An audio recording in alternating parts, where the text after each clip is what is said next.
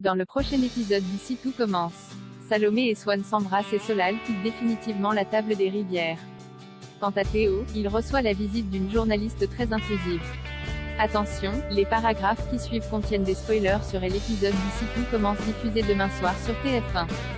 Si vous ne voulez rien savoir, ne lisez pas ce qui suit. Vendredi 22 juillet dans Ici tout commence.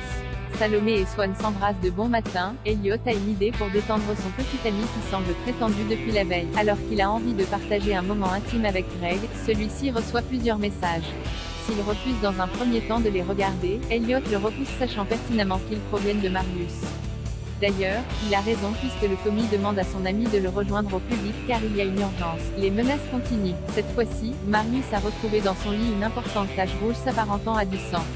S'il ne s'agit que d'un colorant alimentaire rouge, il ne fait aucun doute que quelqu'un essaie de les intimider. Pour le commis, ces derniers éléments indiquent clairement qu'ils ont tué Alban. Cependant, Greg pense qu'il s'agit d'un coup monté orchestré par l'intendant lui-même pour se venger de Noémie.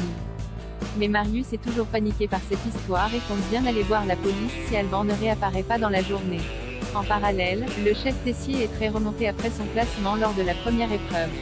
Il voit sa deuxième place comme un échec et veut tout mettre en œuvre pour que ce désastre ne se reproduise plus. Bien que Salomé et Enzo soient en cuisine depuis 7 heures du matin, Emmanuel décide de bouleverser leur programme en revoyant une nouvelle fois les techniques les plus complexes quitte à les faire travailler toute la nuit. Les étudiants décident de ne pas se laisser faire et pointent du doigt qu'ils ne seront plus productifs en cuisinant autre. Puis, Salomé reçoit un message de Swan l'invitant à le rejoindre sur la plage. Une invitation qu'elle ne peut pas. Alors, ils arrivent à obtenir leur après-midi de libre pour se reposer. Un peu plus tard, Salomé et Swan partagent un moment à deux au bord de la plage. La jeune femme en profite pour apprendre à le connaître puisqu'ils n'en ont pas réellement eu l'occasion jusqu'à maintenant. Il lui raconte avoir été initié à la cuisine par son beau-père qui avait un restaurant à Osaka au Japon. D'ailleurs, il y a vécu dès ses 3 ans, puis il a décidé de se rendre en France il y a quelques années pour intégrer l'école de la chef Cardone. Au fil de la discussion, la tension est palpable entre les deux cuisiniers. Très attiré par Salomé, Swan lui confie avoir très envie de l'embrasser. La jeune femme ne peut pas résister et ils finissent par s'embrasser passionnément. De leur côté, Greg et Marius ne suivent pas correctement les instructions de la chef Matrey et ratent le fourrage de tubes en gélatine. Noémie essaie alors de comprendre ce qui les perturbe depuis déjà plusieurs jours. Tandis que Marius s'apprête à lui dire la vérité, Greg tente de l'en empêcher mais sans succès. Après lui avoir tout raconté, Noémie se range de l'avis de Greg, quelqu'un essaie de leur faire peur. D'ailleurs, il est probable qu'Alban ait décidé de se venger. La chef décide donc de prendre les choses en main et laisse un message sur le répondeur de l'intendant. Pendant ce temps, Tessier interpelle Salomé et Swan qui rentrent à l'hôtel. Il avait demandé à sa commis de ne pas avoir de relation avec le second de la chef Cardone mais elle ne l'a pas écouté. Alors, il lui donne un ultimatum, soit elle met un terme à son histoire avec lui, soit elle fait ses valises et quitte le championnat. En fin de journée, Noémie cherche à en apprendre davantage au sujet d'Alban.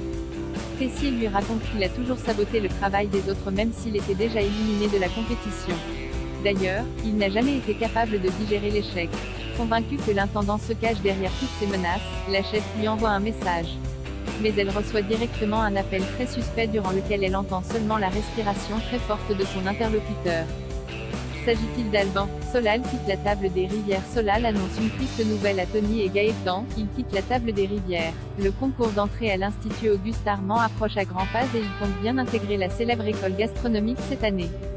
Pour mettre toutes les chances de son côté, il a décidé de participer à la formation de la chef Listrac. Tony comprend alors qu'il perd son travail.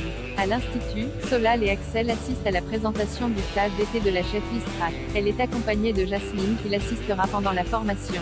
Très vite, l'ancien chef de la table des rivières comprend que les cours se concentreront uniquement sur la cuisine végane. Olivia et l'étudiante le rassurent, toutes les techniques qu'il apprendra lui seront également utiles pour cuisiner de la viande. En parallèle, Tony est toujours sous le choc après l'annonce de Solal.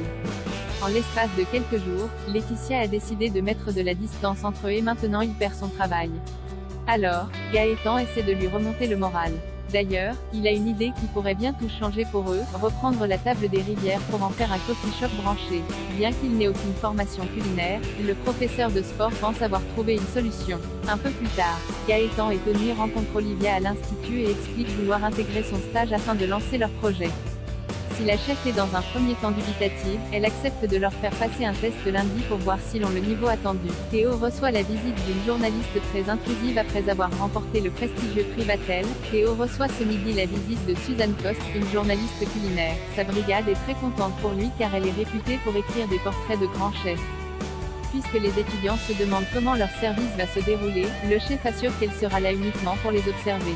De leur côté, Deva, Tom et Ambre sont inquiets pour Théo car il est toujours affecté par sa séparation avec Célia. Ce dernier affirme que sa vie privée n'impactera pas la qualité de son travail. Lors du service, la journaliste observe Théo gérer sa brigade d'une main de maître. Suzanne Coste semble impressionnée par sa gestion du restaurant et leur esprit d'équipe. Un peu plus tard, la journaliste pose quelques questions à Théo.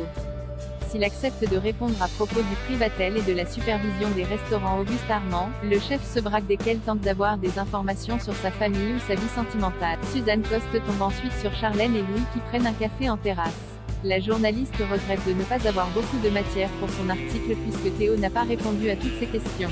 Elle leur confie qu'il n'a pas souhaité parler de sa famille et de sa vie privée.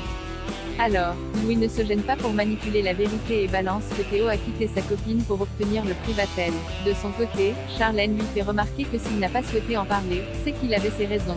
Mais cela n'empêche pas son petit ami de tout